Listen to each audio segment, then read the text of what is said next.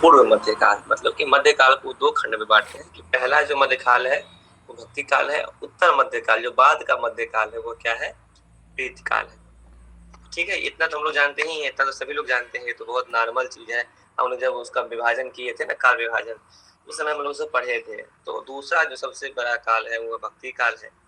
भक्ति काल को स्वर्ण काल किसने कहा, हम लोग को बताए थे जब हम नामकरण की बात कर रहे थे कि भक्ति काल को स्वर्ण काल किसने कहा, स्वर्ण युग किसने कहा, जॉर्ज ग्रियर्सन ने कहा। ठीक है, अब मेजर भी बताओ या फिर नाम आता है शायद एक कुछ, हाँ स्वर्ण काल को लेकर शायद श्याम सुंदर दास का भी नाम आता है। हाँ, वो स्वर्ण काल कहते हैं, ये स्वर्ण युग कहते हैं जॉर्ज ग्रियर्सन। ठीक, उसको ऐसे रीचेक कर लेना एक बार साक्षी, कंफर्म, कंफर्म। ठीक है, तो ये जो समय है पूर्व मध्यकाल का, अगर संवत में रामचंद्र शुक्ल के हिसाब से देखा जाए तो 1375 संवत से लेकर के 1700 विक्रम संवत तक ये समय बताते हैं रामचंद्र शुक्ल।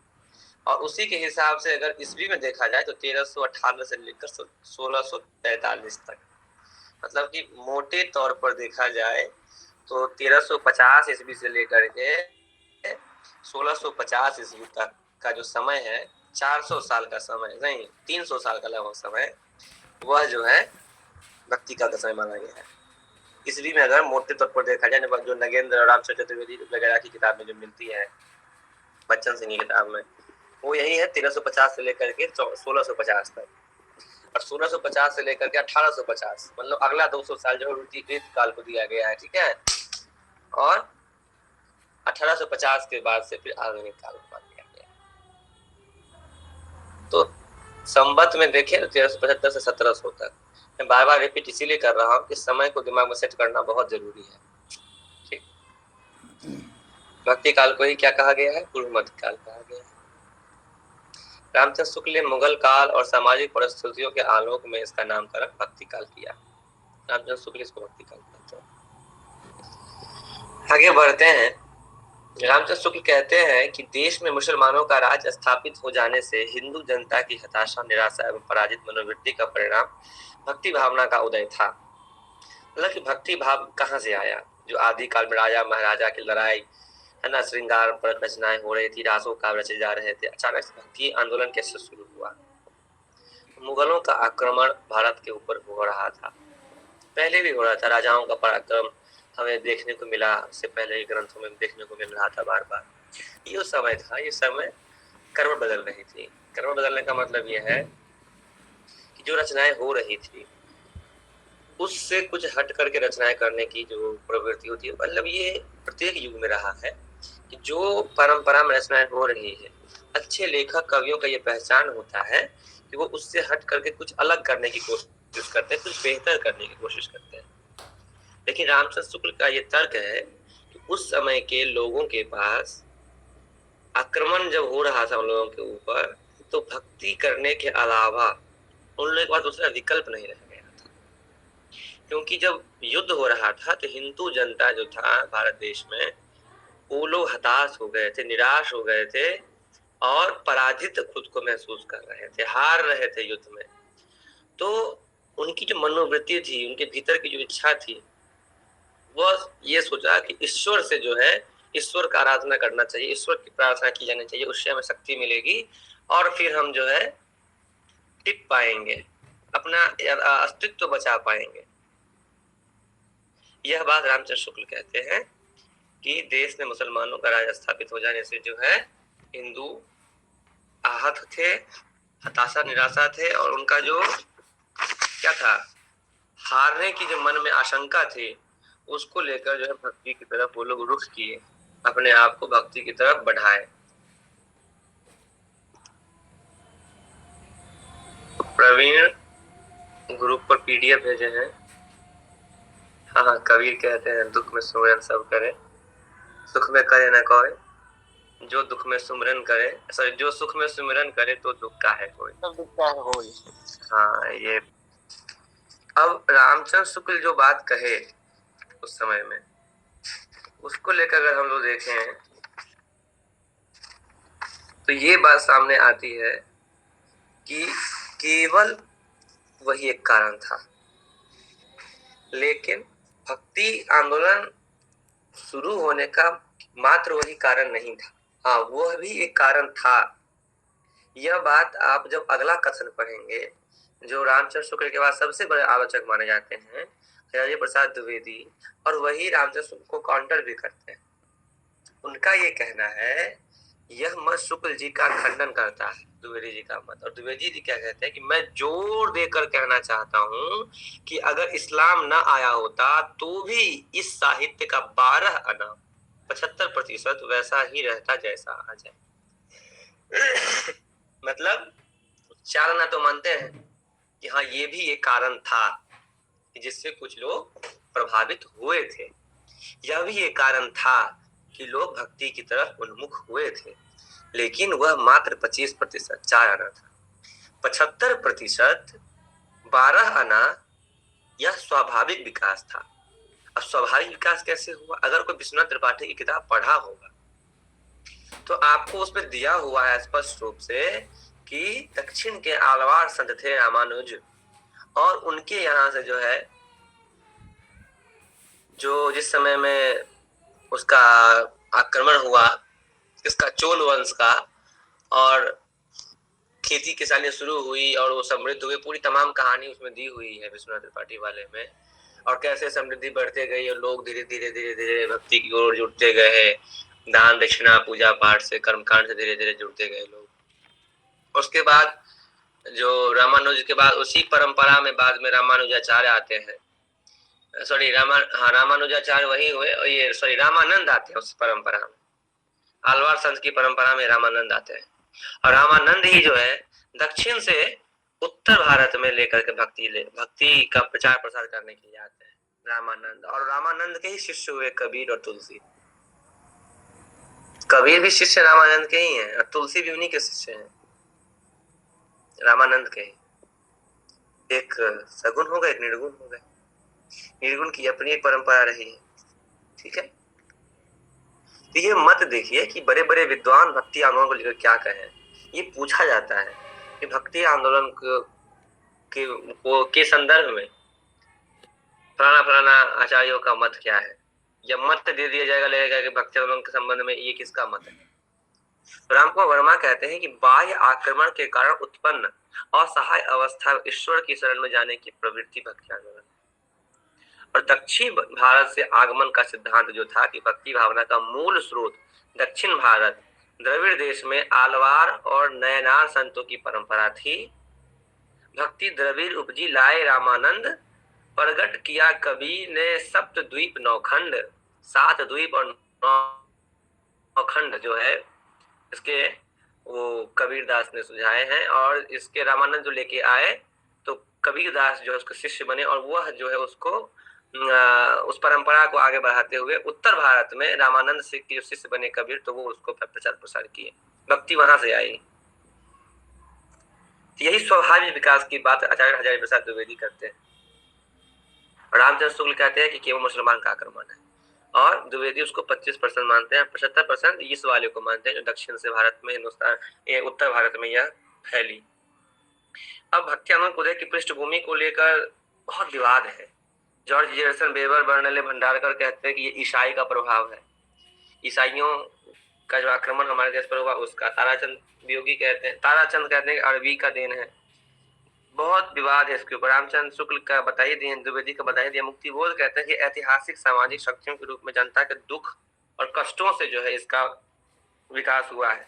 रामविलास शर्मा बहुत बड़े आलोचक हैं, मतलब कि रामचंद्र शुक्ल, हजारी प्रसाद द्विवेदी के बाद सबसे बड़ा नाम जो आलोचना में आता है वह है रामविलास शर्मा का।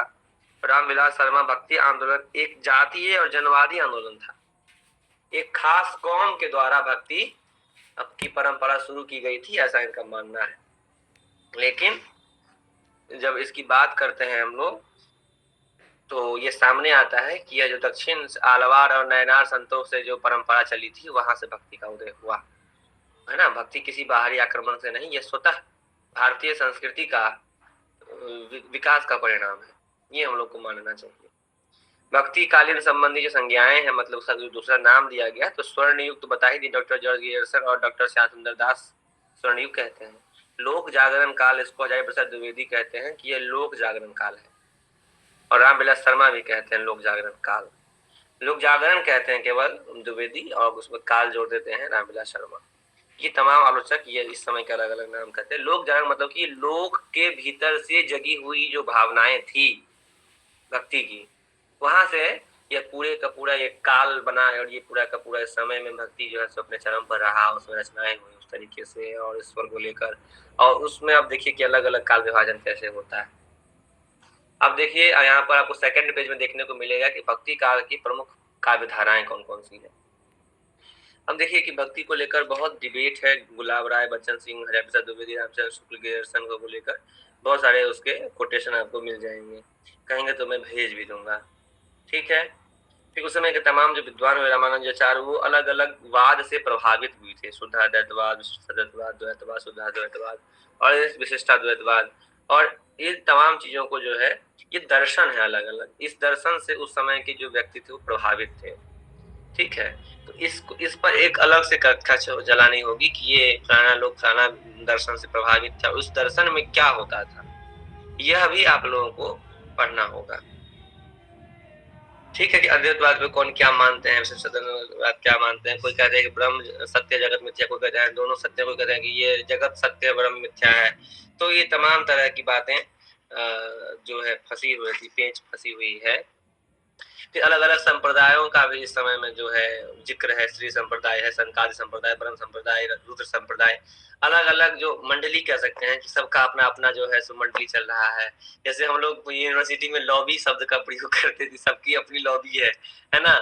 तो ऐसे ही लॉबी हर समय में रहा है, उसका नाम संप्रदाय रखिए, लॉबी रखिए, संगठन रखिए, मंडली रखिए, वही होता है, ठीक।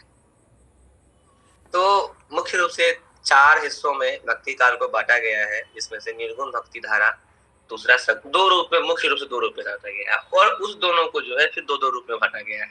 तो निर्गुण और सगुण पहला 2 भाग हो गया भक्ति काल का। एक निर्गुण भक्ति धारा अलग हो गया, एक सगुण हो गया, ठीक है। एक चले गए निर्गुण की तरफ, एक चले गए सगुण की तरफ। निर्गुण मतलब ये नहीं होता कि गुण जिसमें गुण ही नहीं है, ये नहीं कहा गया कि निर्गुण मतलब जिसमें गुण नहीं है वो निर्गुण, ये नहीं, ये परिभाषा गलत है। निर्गुण का मतलब ये है जो गुणों से ऊपर है ना। ईश्वर का मतलब वो जो गुणातीत है, गुणों से ऊपर है, उससे परे है, उस ईश्वर की पूजा करता है निर्गुण भक्ति। और सगुण मतलब क्या है कि गुणों सहित, गुण के साथ जो जन्म है, जो कर्म कांड करते हैं, जो रूप बदलता है, जो लीला करता है। राम और कृष्ण लीला करते हैं, ठीक है। और ऐसी बात नहीं कि राम और कृष्ण की आराधना निर्गुण में नहीं है, लेकिन उनका राम और इनके राम में अंतर है। कबीर भी राम की पूजा करते हैं, वो पूजा नहीं करते हैं, राम के बारे में लिखते हैं, राम को पूजते ही है, कह सकते हैं कि राम को पूजते ही हैं, लेकिन उसकी पूजा फूल पत्ती बेलपत्र लेकर के नहीं होती। वो कहते हैं कि जो राम, कबीर के राम गुणातीत है, और तुलसी के राम क्या है, वो अवतरित राम है, वो अवतार लिए हैं, जन्म लिए हैं, वास्तविक इंसान के रूप में, वास्तविक रूप में हमारे सामने आते हैं, लीला करते हैं। समझ रहे हैं बात। तो निर्गुण भक्ति धारा की फिर 2 धाराएं हो जाती है। एक ज्ञानाश्रयी शाखा जिसको संत काव्य धारा कहते हैं, दूसरा प्रेम मार्गी या प्रेमाश्रयी शाखा कहते हैं, जिसको सूफी काव्य धारा भी कहते हैं। अब ज्ञानाश्रयी शाखा के सबसे प्रतिनिधि कवि जो है वो कबीरदास है। उसमें बाकी रैदास आते हैं, गुरु नानक आते हैं, दादू दयाल, सुंदरदास, तमाम कवि उसमें आते हैं। और इसमें ज्ञान पर अधिक बल दिया है, इसलिए इसको ज्ञानाश्रयी शाखा कहा गया है। निराकार ब्रह्म की, जिसका कोई आकार नहीं है, जो अवतरित नहीं है, वो केवल विलीन है, अदृश्य है, ऐसे ईश्वर की उपासना करता है निर्गुण। और उसमें संत का धारा, सॉरी संत कह रहे हैं, ज्ञान, संत का धारा ही है, ज्ञानाश्रयी शाखा या संत का धारा का ही है। समाज सुधार की बात करते हैं कि उनका ये है कि ईश्वर कण कण में है, ईश्वर कण कण में है, उसको कहीं अवतार लेने की आवश्यकता नहीं है, वो हमारे डिसिप्लिन में है। ईश्वर हमारे डिसिप्लिन में है, मतलब कि हमारे संस्कार में है ईश्वर, हमारी बातों में है ईश्वर, और वो सबके पास नहीं होता। हर जीव के भीतर, कण कण मतलब कि हर जीव जंतु, कण कण मतलब कि जीव निर्जीव, हर चीज के भीतर ईश्वर है, ऐसा मानना है किसका? संत कामधारा का। और ज्ञान को प्राथमिकता देते हैं। ठीक है, यह बात हो गई ज्ञानाश्रय शाखा को लेकर। उसके जस्ट नीचे उसका दूसरा हिस्सा है प्रेमाश्रय शाखा या सूफी काव्यधारा। सूफी में क्या होता है? इसके प्रतिनिधि कवि कौन है? मलिक मोहम्मद जायसी। मलिक मोहम्मद जायसी और उसके अन्य कवि कौन कौन से हैं? कुतुबन है, मंझन है, उस्मान है, शेख नबी है, ये तमाम कवि आते हैं सूफी काव्यधारा में। इनका जो मुख्य आधार है काव्य रचने का, उस समय के जो लिख रहे थे छंदों, उसका जो मूल आधार था वो था प्रेम। जीवन का असली आधार तो प्रेम है। जीवन का असली आधार प्रेम है, इसके बिना कुछ संभव नहीं। और प्रेम की इतनी शाखाएं हैं, इतने भेद है जिसको आप गिन नहीं सकते। प्रेम अनंत है, तभी वो प्रेम है, नहीं तो स्वार्थ। अगर उसकी सीमा तय कर दी जाए तो आप स्वार्थ में वो आ जाता है, वो प्रेम प्रेम नहीं होता, प्रेम निस्वार्थ होता है। तो इस शाखा के मूल में प्रेम है। प्रेम में वियोग है, प्रेम में वियोग भी होता है, संयोग भी है, वियोग भी है, श्रृंगार भी है ना, वया संधि भी है, तमाम तरह की प्रसंग इसमें आपको देखने को मिलेंगे, सब प्रेम से रिलेटेड। मसनवी शैली में लिखी गई है और लौकिक से अलौकिक की ओर इसमें बात की गई है कि अभी जो संसार में दिख रहा है लौकिक, जिसको हम आंख से देख रहे हैं, वहां से अलौकिक मतलब कि लोक सत्ता से परम सत्ता तक की बात इसमें की जाती है। मानव जीवन से लेकर के ईश्वर जीव जगत तक की बात प्रेमाश्रय शाखा में की जाती है। तो ये हो गया निर्गुण भक्ति धारा की बात। अब आते हैं भक्ति धारा के दूसरी तरफ, इसमें सगुण भक्ति धारा है। सगुण मतलब कि जो जहां पर ईश्वर के गुणों के साथ किया जाता है, जो लीला करता है, जो जन्म लेता है, उसमें पहला शाखा जो है, पहला जो पार्ट है वो है राम भक्ति शाखा का। सगुन में राम भक्ति शाखा। राम भक्ति शाखा जो है उसके प्रतिनिधि कवि जो है वो है गोस्वामी तुलसीदास। और 31 को कार्यक्रम में यह कोट भी किए थे कि हिंदी साहित्य में सर्वाधिक कोट करने वाले जो कवि हैं वो है गोस्वामी तुलसीदास। और जब लेखक की बारी आती है तो सबसे अधिक कोट करने वाले में प्रेमचंद है ना। भाषा दृष्टिकोण से, शैली के दृष्टिकोण से, विविधताओं के दृष्टिकोण से, तमाम तरह की बातें। तो प्रतिनिधि कवि जो है तुलसीदास है। अन्य इसमें अग्रदास, नामादास, केशवदास और तमाम तरह के कवि इसमें बहुत दासी दास, सब दासी दास इसमें आपको मिलेंगे। और इसी में है ना वो अष्टछाप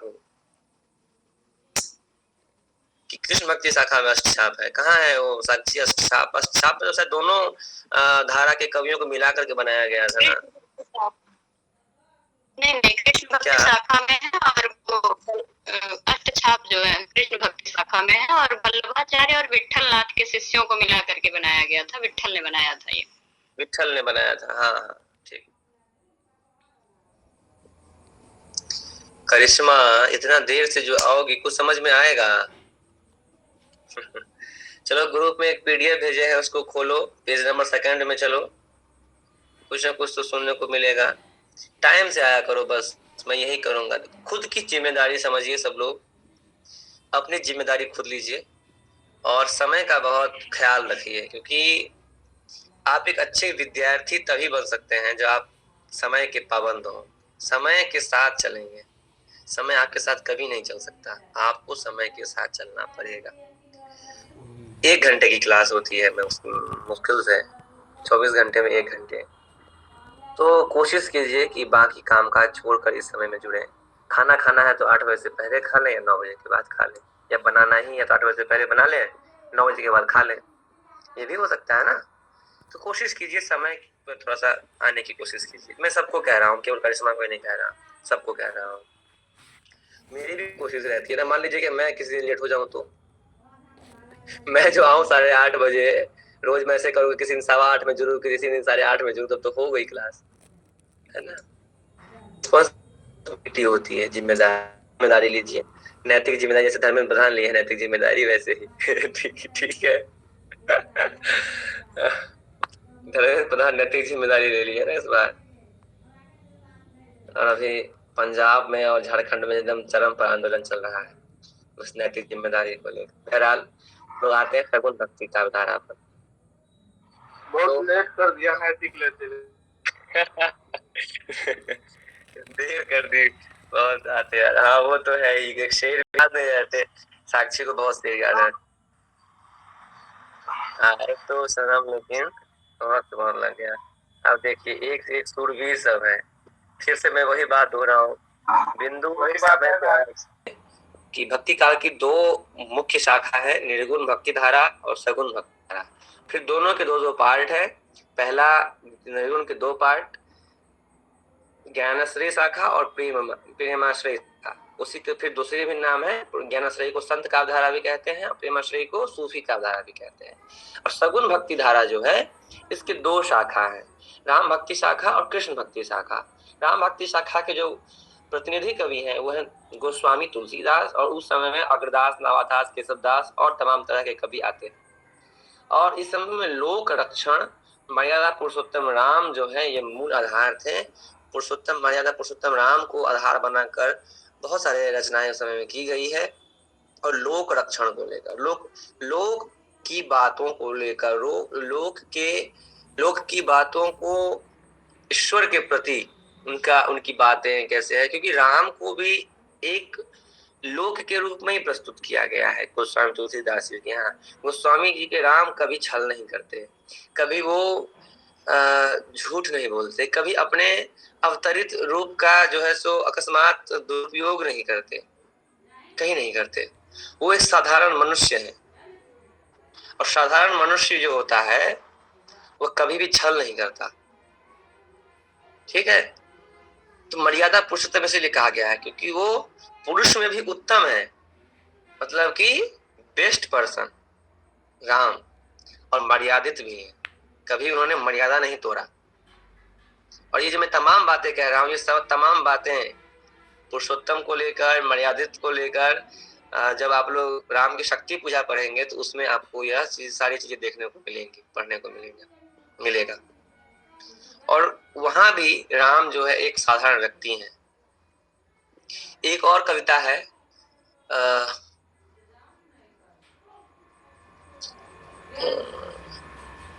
तीन दिन तक पंथ मांगते सतलज नद किनारे। वो तुलसीदास का एक दोहा है इस पे कि लोक रक्षण एक सामान्य लोक की बात जो है उसमें की गई है। रामचरितमानस को ले लीजिए, बाकी किसी भी रचना को, और नाभादास की रचना को ले लीजिए तो आपको सभी रचनाओं में मिलेंगे। अब उन लोगों की रचनाओं पर भी बात करेंगे हम लोग।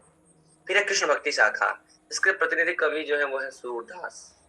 सूरदास कृष्ण को क्या मानते हैं? अपना सखा मानते हैं, और दोस्त की तरह कृष्ण के साथ खेलते हैं, कूदते हैं कविताओं में।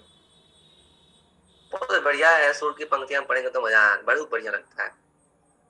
तो अन्य इस समय में जो कृष्ण भक्ति शाखा में आते हैं वो मीराबाई हैं, रसखान है, नंददास है, अष्टछाप कवि, अष्टछाप में 8 कवि आते हैं, और वल्लभाचार्य और विठलनाथ के जो 4 शिष्य हैं दोनों के, विठलनाथ जी जो है अष्टछाप की स्थापना करते हैं, और अपने 4 शिष्य, और 4 शिष्य किनके? अपने पिता की गुरु है शायद वल्लभाचार्य, उनके शिष्य को जो है वो रखते हैं उसमें।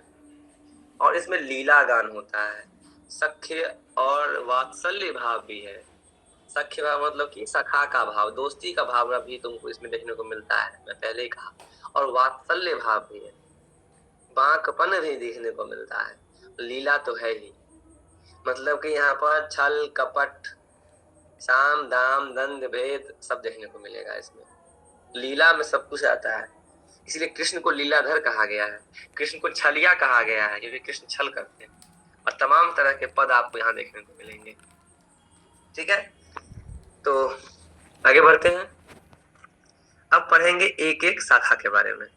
अब हम लोग फिर से आते हैं, अभी तो हम पढ़ लिए मोटे तौर पर कि 4 डिपार्टमेंट है, है ना, भक्ति काल के 2 मुख हो गए और उस दोनों के फिर 2 हो गए। ये आप लोगों के सामने है। उसके फिर मुख्य कवि कौन कौन से हैं ये भी आप लोग को दिया गया है, और मूल मूल रचनाएं किस चीज पर आधारित है, रचनाएं किस मूल पर आधारित है, यह भी आपको उस बॉक्स में दिया हुआ है।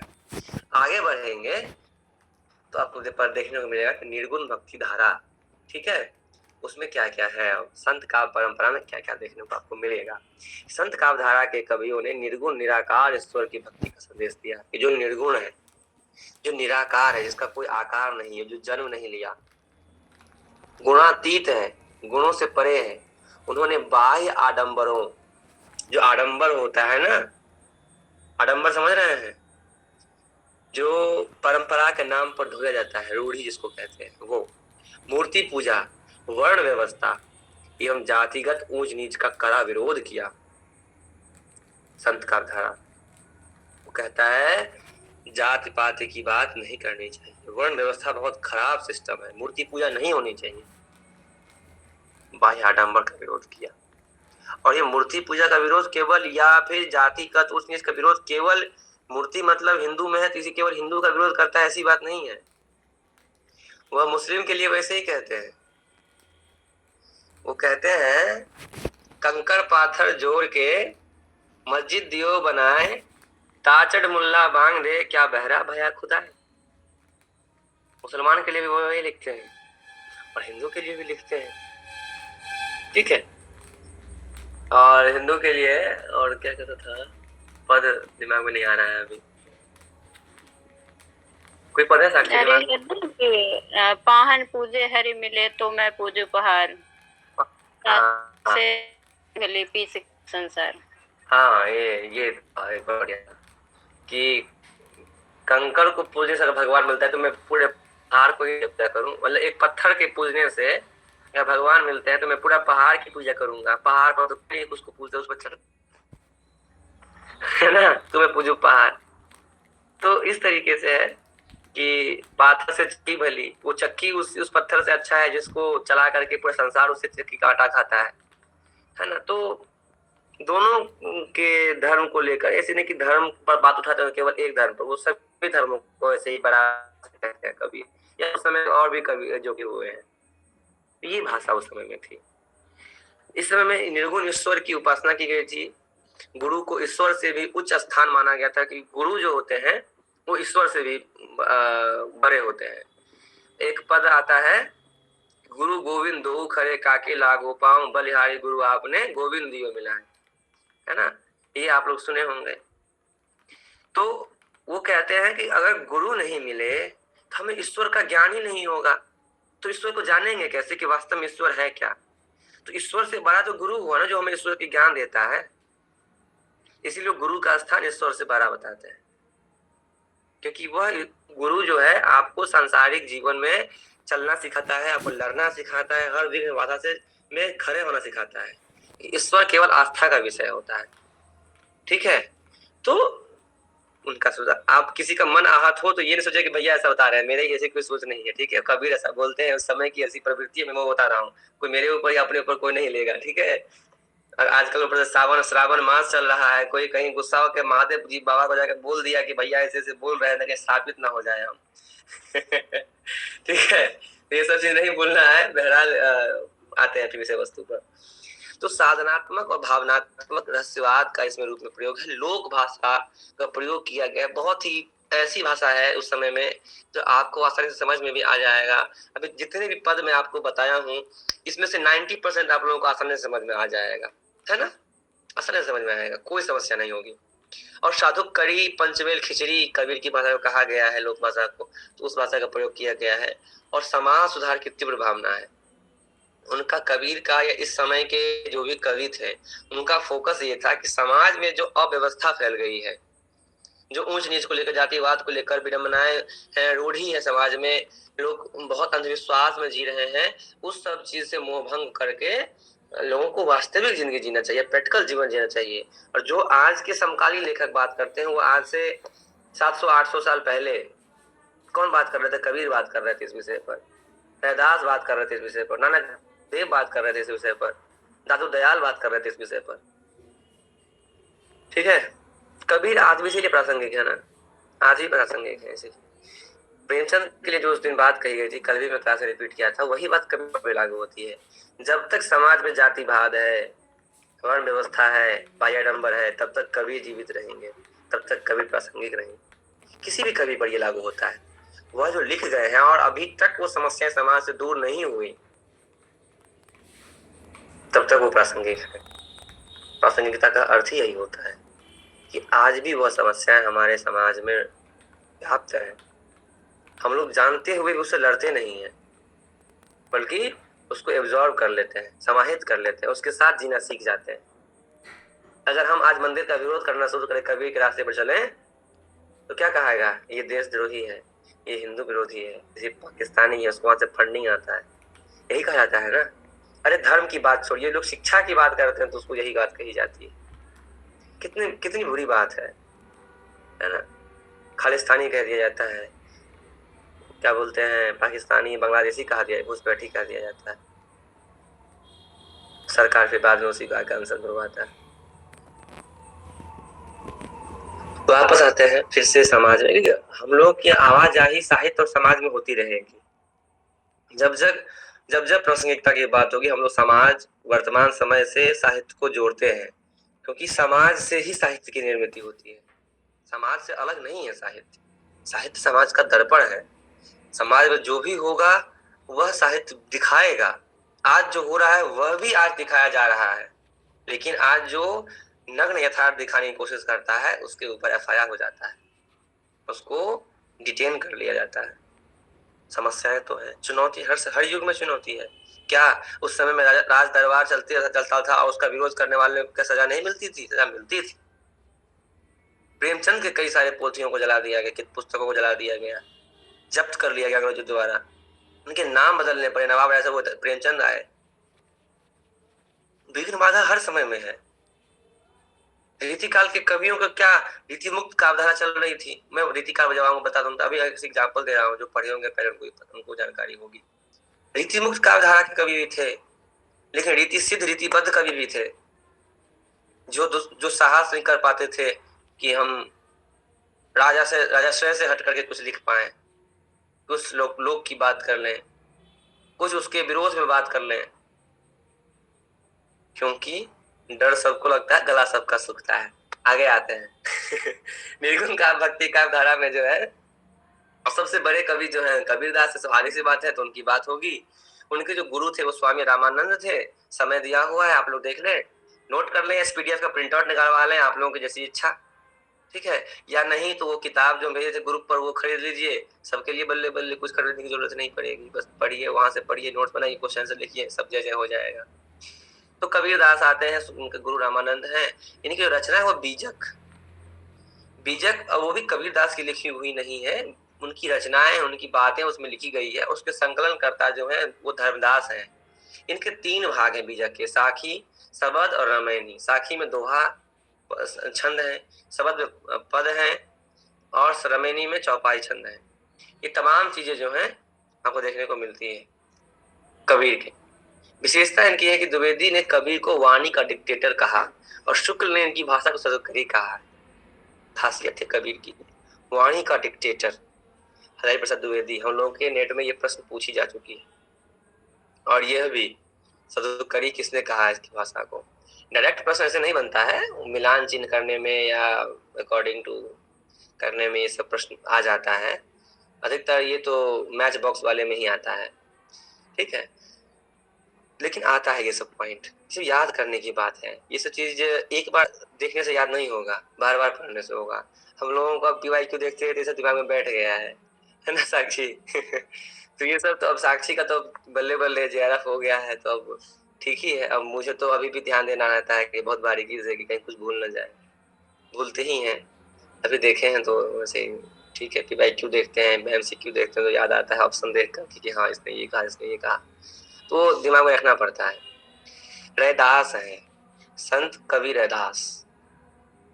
स्वामी रामानंद के शिष्य भी हैं, रैदास भी हैं, कबीर के गुरु भाई हैं, और गुरु भाई तुलसीदास भी हैं, ये भी याद रखिएगा। इनकी विशेषता क्या है? मन चंगा तो कठौती में गंगा। इनका एक बहुत फेमस पद है रैदास का, मन चंगा तो कठौती में गंगा सब सुनता होगा, गांव घर में किस्सा, घर घर में किस्सा व्याप्त है कि आपका मन बेचैन रहेगा, सॉरी बेचैन बोल रहे हैं, मन चंगा, आपका मन साफ है, मन ठीक है, अच्छा है, तो आप छोटे से बर्तन में जो पानी है वहां में आपको गंगा का एहसास होगा, स्वच्छ साफ सुथरा, और मतलब कि पॉजिटिविटी आपके पास रहेगी। ये आपका मन जो है साफ नहीं है तो क्या होगा, आप गंगा नदी में उतर के स्नान कर ले तो आपका, वो कहते हैं ना कि एक बहुत बढ़िया पंक्ति है कि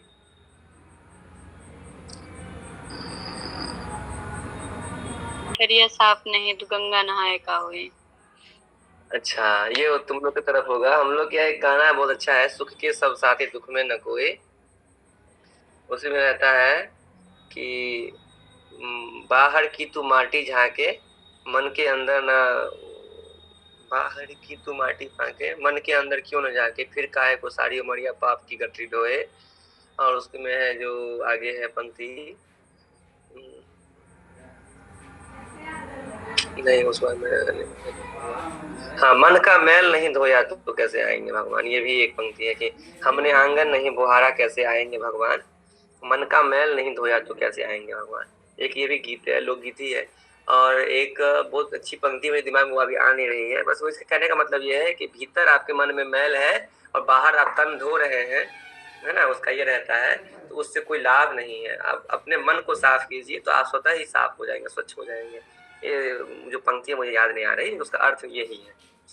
तो इनके कुछ 40 पद गुरु ग्रंथ साहिब में संकलित हैं, रविदास के, मीराबाई के गुरु माने जाते हैं रैदास। मीराबाई जो कृष्ण का परंपरा में आती हैं, उनके गुरु रैदास हैं, ठीक है। अब मैं बस यही कहूँगा कि ये 4 जो हिस्सा पढ़े हैं ना, उसमें कभी ये मत सोचिएगा कि इस हिस्सा के ये कवि हैं तो दूसरे हिस्से की रचना नहीं लिखते थे, बिल्कुल नहीं। तुलसीदास भी कृष्ण भक्ति काव्य लिखे हैं और सूरदास भी राम भक्ति रचना लिखते हैं, पढ़ते हैं। और तुलसीदास के सबसे अच्छे मित्र कौन थे? रसखान थे। और रैदास की शिष्या कौन थी? मीरा थी, जो कृष्ण भक्ति काव्य में। तो सब एक दूसरे की आवाजाही हर एक उसमें है, काव्यधारा में है। क्या साक्षी? रहीम थे, रसखान नहीं थे। सॉरी, हाँ, रहीम, अब्दुल रहीम अकबर के दरबार में रहते थे ना, तो अब्दुल रहीम खाना थे, ठीक ठीक। रहीम थे, टोडरमल थे। रसखान के समकालीन शायद सूरदास थे। फिर हाँ, उधर जाते हैं, वो थोड़ा सा समकालीन रहे होंगे, लेकिन वो मित्र नहीं थे, रहीम मित्र थे इनके। तो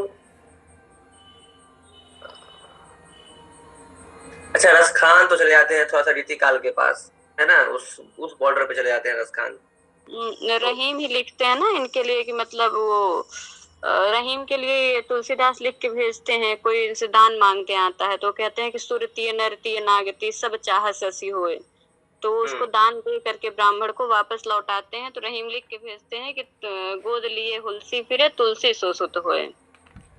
हाँ हाँ हाँ, अरे एक मैं इंसिडेंस पढ़ा था कि जब तुलसीदास रामचरितमानस लिखे थे तो उसका करेक्शन के लिए जो है रसखान के पास गए थे। हाँ, ये बात सही है, करेक्शन के लिए नहीं, पहली बार सुनाया भी उन्हीं को था। पहली बार सुनाया उन्हीं को था, रसखान को। हाँ, बस इसी की ध्यान, यही मेरे ध्यान में था कि रसखान को उन्होंने। अब सोचिए कि रामचरितमानस जो बहुत बड़ा महाकाव्य है और महाग्रंथ माना जाता है, और तुलसीदास लिखने के बाद सबसे पहले सुनाते थे कि उसको रसखान को सुनाते हैं, जो खुद कृष्ण भक्ति का परंपरा में आते हैं। और विद्वान, देखिए, विद्वान को पहचानता है, कौन किसी शाखा से है, किस मत से प्रभावित है, क्या विचारधारा, नहीं, विद्वान को पहचानता है। आज भी देखिए, या अभी शीर्षस्थ नेता को देख लीजिए, बहस करता है राहुल गांधी, नरेंद्र मोदी हमेशा, लेकिन दोनों का जब काम पड़ेगा तो वो उसका काम सबसे पहले करेगा। अपोजिशन में क्या है, उसका क्या मतलब, समझ रहे हैं?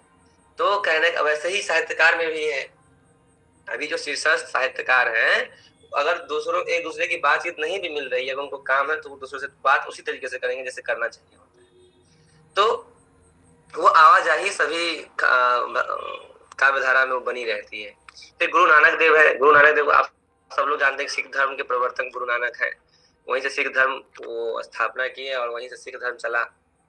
और जपूजी, आसादीवार, राहिरास, सोहिला, इनकी खास भाषा में पंजाबी हिंदी का मिश्रण है। और गुरु ग्रंथ साहिब जो है उसमें इनका सारा रचना जो है संग्रहित है। जो इसमें संत रैदास वाले में लिख दिया गया गुरु ग्रंथ साहिब संग्रहित, ये इनका नहीं है, ये इस वाले में होना चाहिए, तो कंटिन्यू इसमें से इसमें चला गया है। गुरु नानक का गुरु रैदास के उसमें इसलिए शायद लिखा गया होगा। हाँ, रैदास के 40 पद है वो ठीक है, लेकिन गुरु ग्रंथ साहिब में तो नहीं है। नहीं, गुरु ग्रंथ साहिब में ही 40 पद उनके दिए गए हैं। जैसे कुछ कुछ कवियों के भी ग्रंथ मतलब रचनाएं दी गई, संभवतः इसलिए लिख दिए हैं उसको। अच्छा, तब तो ठीक है, तब तो फैक्ट है वो। और गुरु नानक की जो लगभग जो भी बातें हैं वो सब गुरु ग्रंथ साहिब में ही संकलित है ना। और तमाम तरह के कवि इसमें आते हैं, जैसे दादू दयाल, इसमें हरडे बानी और अंगवधु उनकी बहुत फेमस, दादू पंथ के प्रवर्तक माने जाते हैं, और अंगवधु, हरडे बानी दोनों इनकी बहुत प्रसिद्ध रचना है। सुंदरदास हैं संत कवि में सबसे अधिक शास्त्रज्ञ एवं शिक्षित हैं, सबसे विद्वान सुंदरदास माने जाते हैं इसमें संत कवि में। और रचना इनका सुंदर विलास है। फिर मलुकदास है, ज्ञान बोध और रत्न खान इनकी रचना है। प्रसिद्ध पंक्ति इनका है, अजगर करे न चाकरी, पंछी करे न काम, दास मलु का कह गए, सबके दाता राम। यही है ना पंक्ति, मलुकदास की यही पंक्ति है। अजगर करे न चाकरी, पंछी करे न काम, ये कहते हैं अजगर करे न चाकरी। अजगर कभी किसी का नौकरी नहीं करता है, राजा आदमी है। पंछी करे न काम, पंछी किसी का कोई काम नहीं करता, वो खुद के लिए जीता है। दास मलु का कह गए, सबके राजा राम, मतलब जब राम जैसे राजा हैं तो किसी को कुछ करने का आवश्यकता नहीं, सबकी पूर्ति वही करेंगे। ऐसा होता है क्या? लोगों को तो अपना पेट भरने के लिए खुद से काम करना पड़ता है। तो आज मैं केवल यही पढ़ूंगा, ज्ञानाश्रय शाखाएं बस। कल हम लोग पढ़ेंगे भक्ति काल के निर्गुण भक्ति काव्य धारा के दूसरा पार्ट, प्रेमश्री शाखा, जिसमें जायसी आएंगे, कुतुबन आएंगे, मंझन आएंगे, उस्मान आएंगे, शेख नबी आएंगे। मुख्य रूप से बसमली कुमार जायसी हैं, उनकी जो पद्मावती जो रचना है, पद्मावत नाम से फिल्म भी बनी है, पद्मावती रचना भी है उनकी। राजा रतन सेन और रानी पद्मिनी जिसको कहते हैं, रानी पद्मावती की कहानी, और उसमें किसका वियोग है? देखो ना उसके, नागमती वियोग खंड। ओह, क्या पढ़ाए थे लक्ष्मण सर ये, नागमती वियोग खंड। और संधि और सत्य स्नातक का पद, और श्रृंगार वेरा भी पढ़ाए। देख देख राधा रूप अपार, और इसमें भी वैसे ही नागमती का वियोग खंड पढ़ाए थे। अभी तक वो पूरा एक्शन सहित याद है।